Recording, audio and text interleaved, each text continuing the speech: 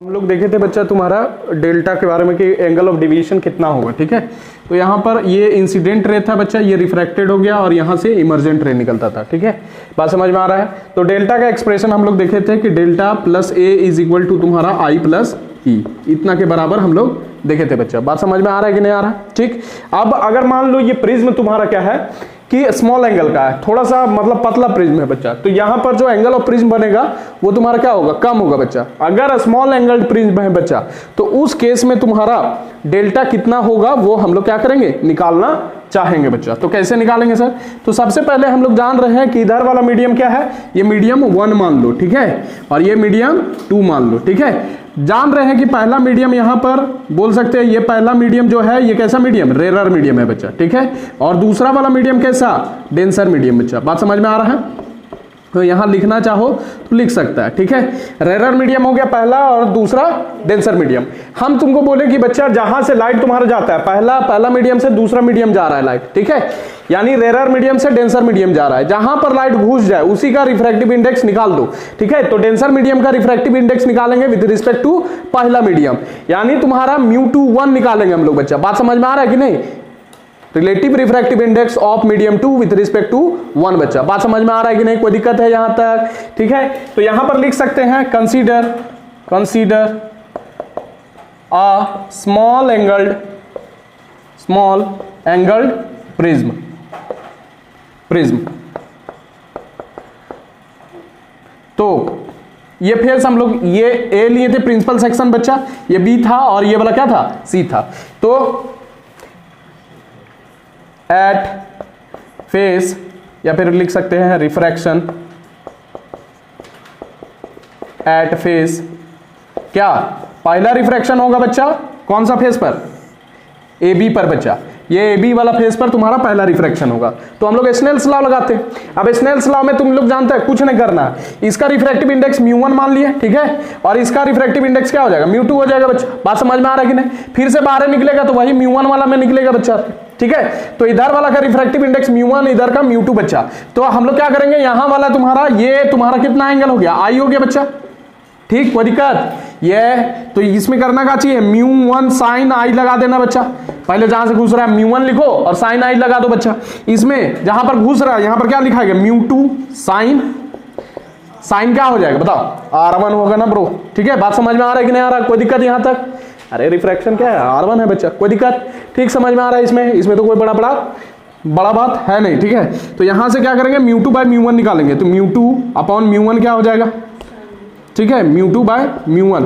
तो यहां से इसको इधर ले जाते हैं तो साइन आई अपॉन साइन R1 हो जाएगा बच्चा। ओके, कोई दिक्कत? ठीक, यहां तक कोई दिक्कत नहीं। ठीक है, ये तुम्हारा इसी को बोलते हैं। तो ये क्या हो जाएगा, μ2 बच्चा, ये पहला इक्वेशन। ठीक, अच्छा रिफ्रैक्शन दूसरा फेस पर रिफ्रैक्शन या फिर लिख लो एट फेस, डायरेक्ट लिखो एट फेस तुम्हारा क्या,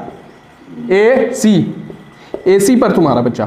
अब देखो यहां पर डेंसर से रेरर जा रहा है बच्चा। ठीक है, तो यहां पर किसका रिफ्रैक्टिव इंडेक्स निकालेंगे, पहला वाला मीडियम का विद रिस्पेक्ट टू दूसरा वाला मीडियम। बात समझ में आ रहा है, जिस मीडियम में लाइट घुस जाए उसी मीडियम का रिफ्रैक्टिव इंडेक्स निकाल दो। बात समझ में आ रहा है। तो किसका निकालेंगे, 1 वाला का निकालेंगे, किसके रिस्पेक्ट में, 2 वाला के साथ।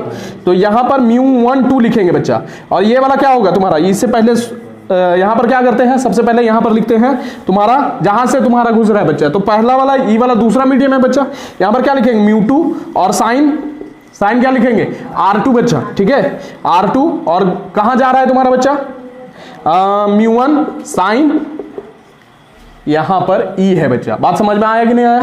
तो यहां पर क्या लिखेंगे, E लिखेंगे। कोई दिक्कत यहां तक, कोई दिक्कत बोलो? अच्छा, यहां से देखो अगर μ2 बाय μ1 निकालते हैं, μ2 बाय μ1 भी डायरेक्ट निकाल सकता है या μ12 भी निकाल सकता है। उल्टा करके फिर हमको लिखना होगा, जैसे लिखना हो, मतलब समझ रहा है। देखो दो तरीके से बता देते हैं। यहां से क्या लिखेंगे, μ12 अगर लिखेंगे बच्चा तो μ1 बाय μ2, तो यहां पर क्या होगा तुम्हारा μ1 बाय μ2 तुम्हारा साइन R2 अपॉन क्या हो जाएगा, साइन E हो जाएगा बच्चा।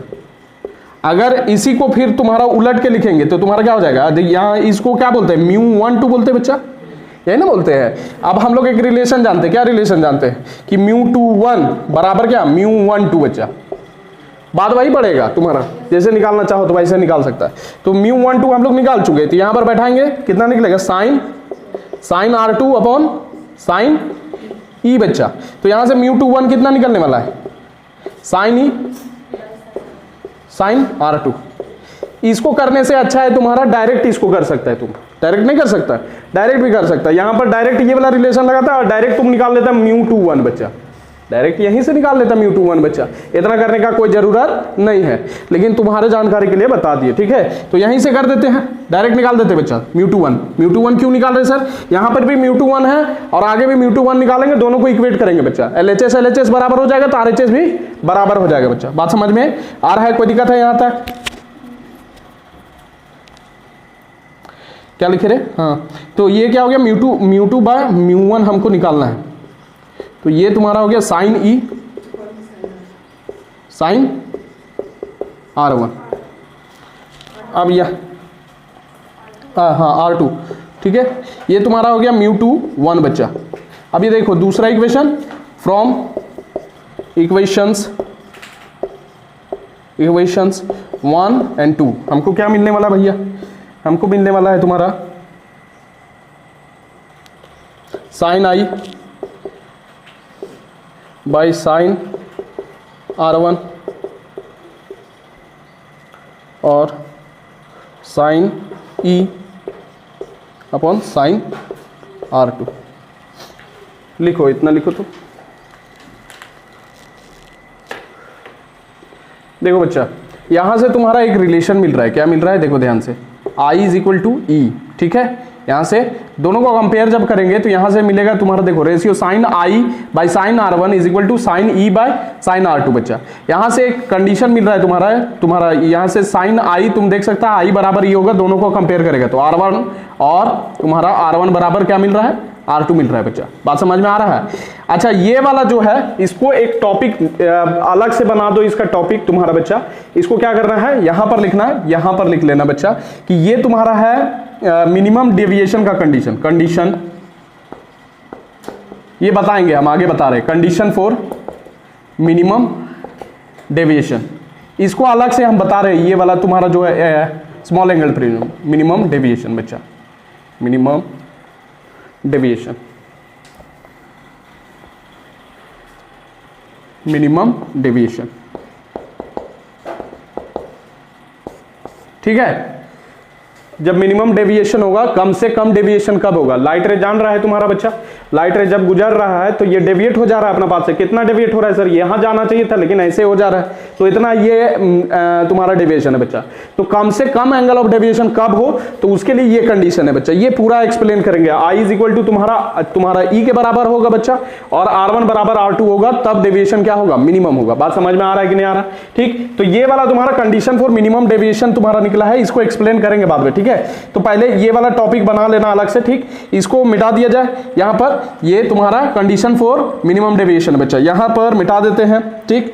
अच्छा, यहां से मिटाते हैं, ठीक है बच्चा।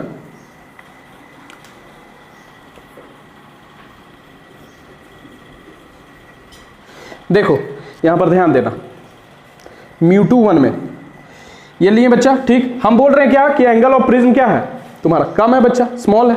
अब अगर एंगल ऑफ प्रिज्म स्मॉल है बच्चा और इंसिडेंट रे, मान लो कि हम लोग का एंगल ऑफ इंसिडेंस जो है वो भी स्मॉल है बच्चा, एंगल ऑफ रिफ्रैक्शन भी स्मॉल है बच्चा, तो उस केस में क्या होगा, यहां पर ध्यान देना। तो यहां से हम लोग लिख सकते हैं क्या, μ21 को हम लोग क्या करते हैं, यहां पर ध्यान देना, for I and R1 to be small, जब स्मॉल होगा बच्चा तो हम लोग जान रहे हैं कि साइन आई किसके बराबर हो जाएगा, आई के बराबर हो जाएगा बच्चा, और साइन आर किसके बराबर हो जाएगा, साइन R1 के बराबर हो जाएगा बच्चा। तो यहां पर बैठाते हैं तो μ21 बराबर क्या निकलेगा, आई अपॉन क्या हो जाएगा, R1 हो जाएगा बच्चा, ठीक। कोई दिक्कत समझ में आ रहा है कि नहीं, जब स्मॉल एंगल होता है बच्चा, ठीक है। स्मॉल अगर एंगल ऑफ इंसिडेंस छोटा है, एंगल ऑफ इंसिडेंस छोटा कर देते बच्चा, ठीक है, तो तुम्हारा एंगल ऑफ रिफ्रैक्शन भी क्या होगा, छोटा होगा बच्चा। बस अगर इंसिडेंट तुम्हारा कम एंगल से कर रहा है तो रिफ्रैक्ट भी तुम्हारा कम एंगल से करेगा बच्चा। बात समझ में आ रहा है कि नहीं आ रहा, कोई दिक्कत इसमें।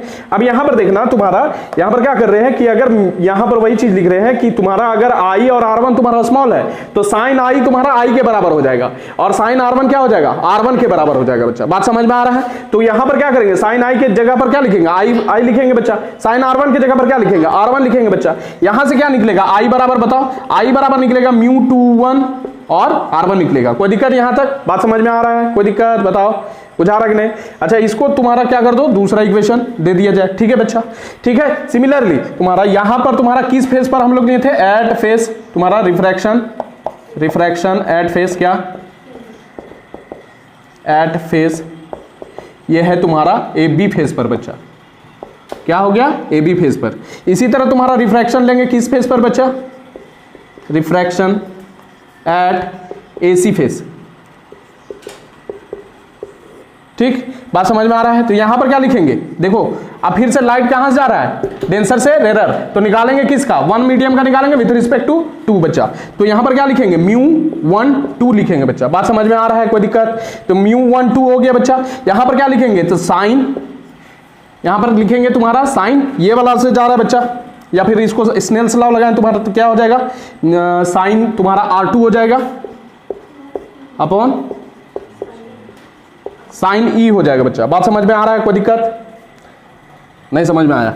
अरे भाई इससे देखो, इससे इधर लिखते, ठीक है। यहां पर देखो, इसमें जा रहा है यहां वाला का तुम्हारा कितना? मीडियम का रिफ्रैक्टिव इंडेक्स 2 बच्चा। यहां पर तुम्हारा रिफ्रैक्शन हो रहा है R2 बच्चा, और यहां पर जा रहा है तो μ1 हो गया, और क्या लिखेगा? साइन E लिखेगा बच्चा। बात समझ में आ रहा है कि नहीं? लिख रहा है मतलब समझ में आ रहा है कि नहीं? तो ये वाला 2 उधर जाएगा बच्चा, μ2, तो यहां पर क्या हो जाएगा तुम्हारा? μ1 2 हम लोग निकालना चाह रहे हैं बच्चा, तो μ1 2 निकालेंगे तो क्या हो जाएगा? साइन μ1 बाय μ2, तो कितना हो जाएगा तुम्हारा? इधर ले जाएंगे sign R2 by sine E होगा कि नहीं होगा बताओ। अब यहां पर फॉर अ स्मॉल एंगल फिर से ले रहे बच्चा, ठीक है, स्मॉल एंगल के लिए, तो इसको क्या लिखेंगे? μ1 2 लिखेंगे। हमको क्या करना है? μ2 1 करना है बच्चा, तो μ2 1 करने के लिए μ2 बाय μ1 करेंगे, कितना निकलेगा? Sign E upon sine R2 बच्चा। इतना लिखो, उसके बाद बता रहे। देखो बच्चा, यहां पर तुम्हारा कितना होगा? इसको लिख सकते हैं μ2 1, ये कितना हो जाएगा तुम्हारा? अच्छा, यहां पर देखना तुम्हारा स्मॉल एंगल तुम्हारा कर देते, इधर मिटा दे रहे, ठीक है।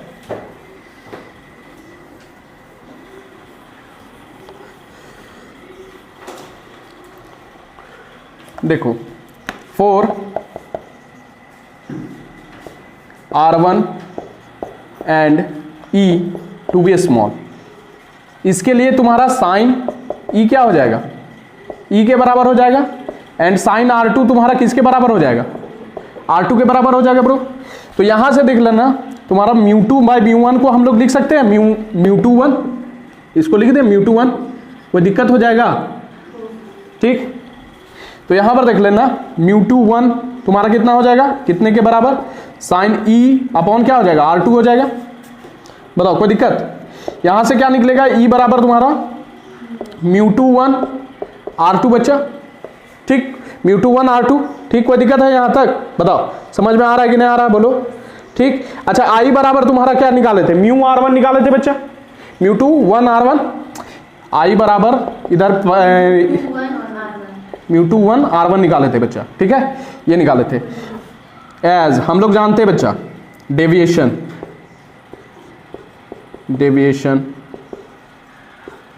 Delta plus A is equal to क्या? आई प्लस ई बच्चा, ठीक है। आई निकाल चुके हैं, ई निकाल चुके हैं, ठीक है। तो यहां पर क्या करते हैं? दोनों का वैल्यू हम लोग बैठा देते हैं, ठीक है। नाउ फ्रॉम, ये कौन सा इक्वेशन? कोई इक्वेशन दे दे। ये कितना इक्वेशन था? पहला, ये पहला, ये तुम्हारा दूसरा बच्चा, ये कितना? तीसरा, ठीक। फ्रॉम इक्वेशंस 1 2 एंड 3 बच्चा। बात समझ में आ रहा है कि नहीं आ रहा? ठीक, तो यहां पर बैठा दिया जाए, तो बैठाएंगे बच्चा delta plus A is equal to तुम्हारा कितना?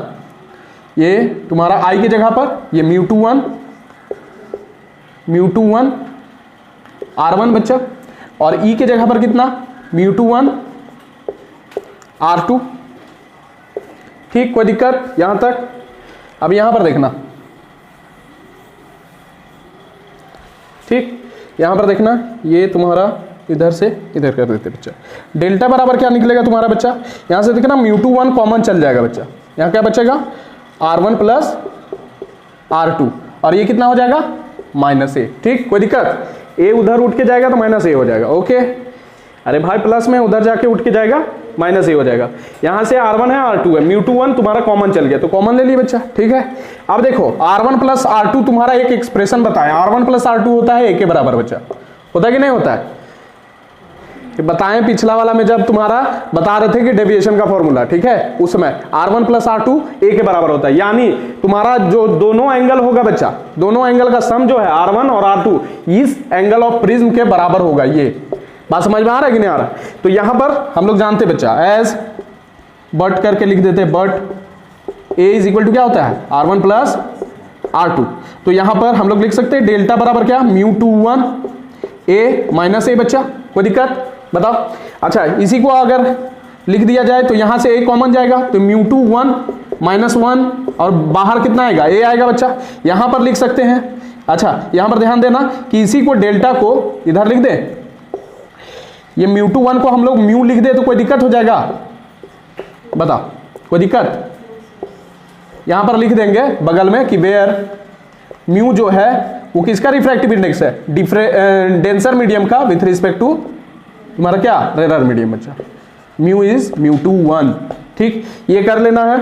अब यहां पर देखो ध्यान से जो एंगल ऑफ डेविएशन है बच्चा, ठीक है, फॉर स्मॉल एंगल्ड प्रिज्म, जब प्रिज्म तुम्हारा क्या है थीन है बच्चा, स्मॉल एंगल्ड है बच्चा, तो उस केस में तुम्हारा क्या है एंगल ऑफ डेविएशन जो है वो एंगल ऑफ इंसिडेंस पर डिपेंड नहीं कर रहा है। और पहला वाला एक्सप्रेशन, यहां वाला एक्सप्रेशन में देखना ये तीन चीज पर डिपेंड कर रहा था बच्चा, कौन कौन सा चीज पर? यहां पर डेल्टा जब निकालेंगे तो I प्लस ई माइनस ए होता है बच्चा, होता कि नहीं? तीन चीज पर डिपेंड करता है, एंगल ऑफ इंसिडेंस पर, एंगल ऑफ इमर्जेंस पर और एंगल ऑफ प्रिज्म बच्चा, ठीक है, ये तीन चीज पर डिपेंड करता है एंगल ऑफ डेविएशन। लेकिन अभी क्या हो रहा है देख लो, यहां पर खाली रिफ्रैक्टिव इंडेक्स पर डिपेंड कर रहा है, ठीक है, और एंगल ऑफ प्रिज्म पर डिपेंड कर रहा है, ना कि तुम्हारा एंगल ऑफ इंसिडेंस पर डिपेंड कर रहा है। स्मॉल एंगल प्रिज्म के लिए तुम्हारा angle of deviation angle of incidence पर डिपेंड नहीं करता है। इसी का मतलब यही बात तुम्हारा इतना बताने का यही कोर कॉन्सेप्ट है। बात समझ में आ रहा है कि नहीं? तो ये चीज लिख लेना तुम्हारा।